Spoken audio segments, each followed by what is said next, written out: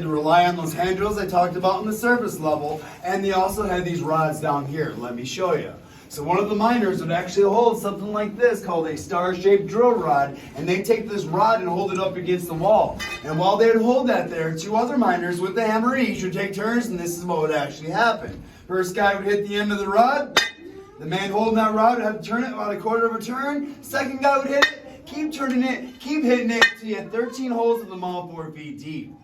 That would take close to about 10 hours just to do one single blast zone by hand. So when you're taking that long to do a blast zone, you're not going to be making any quick progress anytime soon. That style of drilling continued on for 32 years. Then in 1902, a man named Frank Liner, who had ties to the mining industry, changed the whole scene of drilling by inventing this drill you see behind me. This is called the liner drill, and it was one of the first drills that could actually be operated with compressed air.